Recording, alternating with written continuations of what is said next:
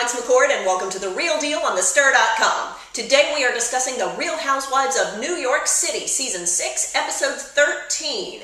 Sonia versus Saratoga and George versus Ramona, yikes, as well as the reunion special of Lifetime's True Tori.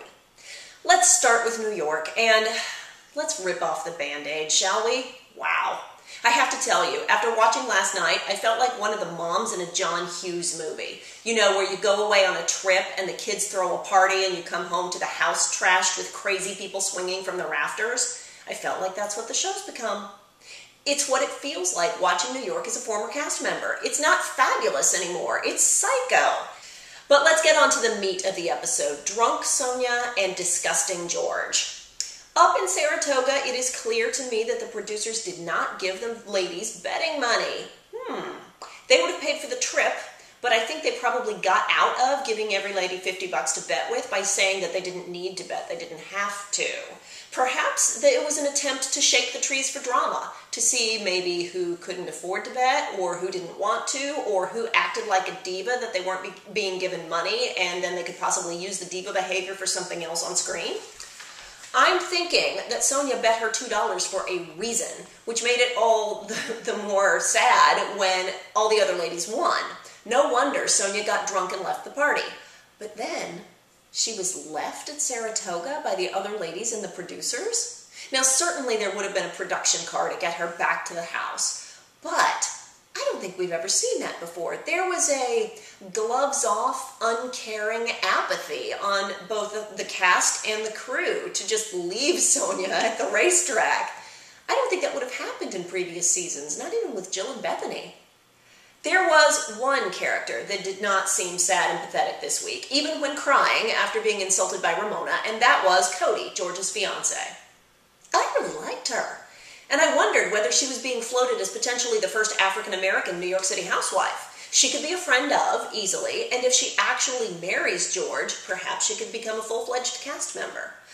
But the internet tongues are wagging, and apparently Cody has a history of doing reality shows, and she might have just hooked up with George to promote her business. Or maybe George hooked up with Cody to give his daughter Aviva a juicy storyline and help her keep her job. Or maybe it's both. Maybe George and Cody are working on a mutually beneficial partnership, which, by the way, is often how real relationships start. I hope the George and Cody storyline is not fake, because that's the only way I can remotely handle seeing George on television right now. So let's talk about George. Curious George. I'm simultaneously disappointed and grossed out. Up to now, I've had a soft spot for crazy old George. I mean, he's playing his role as dirty old man to the hilt. He's bringing it. He's bringing the drama. But last night, he crossed the line. From the beginning, I was wary. Now, I thought it was a stupid, obvious, clunky, not elegant move to host the engagement party at the Museum of Sex. I mean, if you've been to New York and you've been through the Museum of Sex, ooh. Maybe for the bachelorette party or the bachelor party. Maybe for the rehearsal dinner after party. But for an engagement party, I didn't like that choice.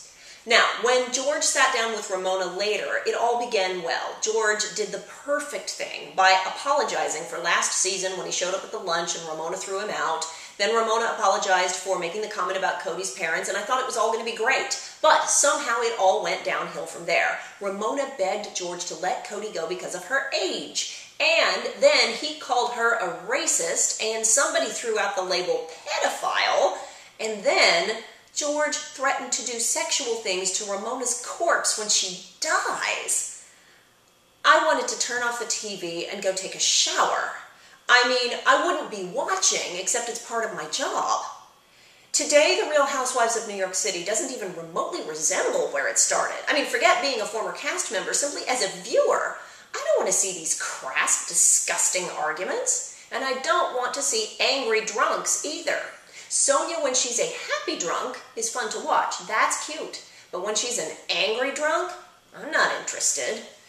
I miss seeing the ladies at Cipriani or the Pierre for huge formal events, or Fashion Week, or going to the opera, or exotic vacations like Morocco. But most event planners in New York don't want the ladies around anymore. They don't want to let them film. And partly due to plummeting ratings, the network doesn't want to spend any money on big grand trips anymore. It all just kind of seems sad.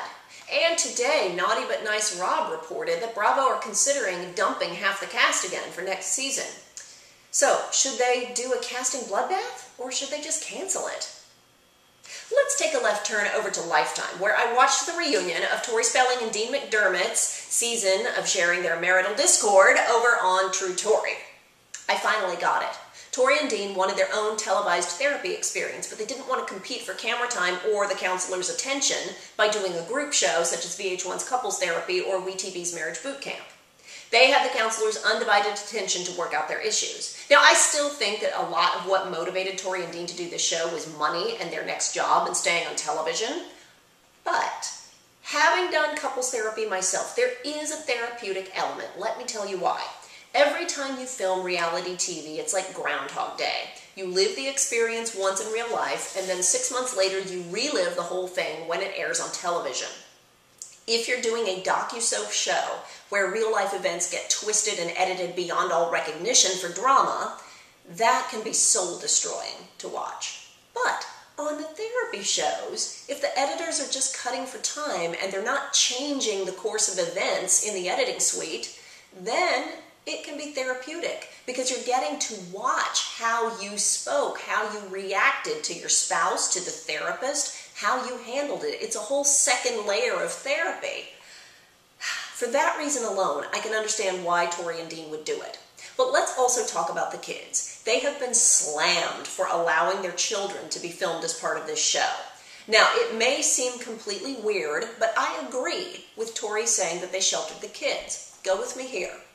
If they used cameramen and crew that have been in their family for years on different shows, and the kids all know those production members, then they're not around strangers. They feel comfortable. Tori said it was a very small crew and everyone has known the kids for years. Okay, so it feels like family.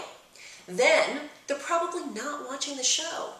I mean, people still are amazed when Simon and I tell them that we have never let our boys watch The Real Housewives or Couples Therapy, with the exception of a couple of the most positive clips that were online when they were doing something fun like cooking. Otherwise, they haven't seen it. Now, will they? Yeah, later on, sure, they will. But I think Tori's in the same boat. I think that the kids really have no idea. So what do you think? Should they stay together? Should they keep doing reality TV? And if so, what should their next show be? Finally today, a tidbit of gossip. It is the return of Spidey! That's right, Heidi Montag and Spencer Pratt from The Hills have been confirmed for celebrity wife swap. They are swapping with Olympic swimmer Amanda Beard and her husband. So let me ask you this. Is Amanda Beard's husband going to drown Heidi in the pool when she shows up? Let me know what you thought in the comments. For now, I am Alex McCord. You are watching The Real Deal on thestir.com. See you tomorrow, and don't forget to subscribe on YouTube.